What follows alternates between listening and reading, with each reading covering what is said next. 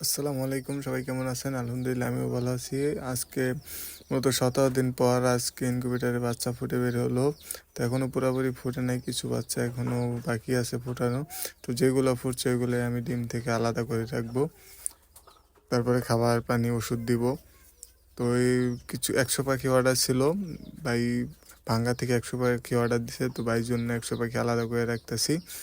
তো যেই পাখিগুলা এখন ঝরঝরে হয়েছে এগুলা আলাদা আলাদা আলাদা করে রাখতেছি ডিম থেকে। আর বাকি ডিমগুলা যা আছে এগুলা আরও 1 দিন 2 দিন রাখা যাবে, কারণ আজকে 16 দিন 17 দিন।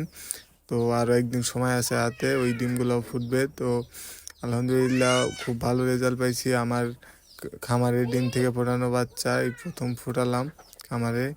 বাচ্চাগুলা খুব ভালো লাগতেছে। ভাই কিছুক্ষণ পরে আসবে, বাচ্চাগুলো এসে নিয়ে যাবে। তো আমি আপাতত যে ওষুধ পানি দেওয়ার লাগে সব দিব, তারপরে ভাইকে বাচ্চাগুলো প্যাকেট করে দিয়ে দেবো। তো এখন ডিম থেকে খোসাগুলো আলাদা করে রাখতেছি। আর বাকি যেগুলা আছে এখনো ঝরঝরে হয় নাই ওইগুলা আবার মেশিনের ভিতরে দিয়ে দেবো। ওইগুলা ঝরঝরে হলে তারপরে আলাদা করে রাখবো এর সাথে।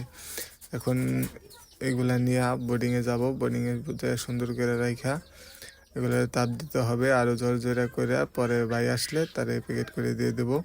তো এই যে দেখেন, খুব সুন্দর দেখা যাইতেছে পাখি। তো এই যে মূলত প্রথম আমি কয়েল পাখির বাচ্চা ফুটালাম, তো খুব দেখতে ভালো লাগতেছে।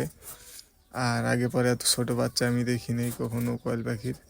তো এখন বোর্ডিংয়ে সুন্দর করে রাখবো। বোর্ডিং সাজানো আমার আগেই ছিল। প্রথমত গ্লুকোজ মিশ্রিত পানি দিছি, তারপরে আপনার লাইসোবিটটা দিব। এটা খাওয়ার পরে এখন পাখিগুলা তাপ দিতেছে। পাখিগুলা বুকিং আর 1 সপ্তাহ আগেই ছিল, তো ভাই কিছুক্ষণ পরে এসে নিয়ে যাবে। ভিডিওটি দেখে ভালো লাগলে অবশ্যই লাইক কমেন্ট শেয়ার করবেন। আর সবাই ভালো থাকবেন, সুস্থ থাকবেন। আল্লাহ হাফিজ।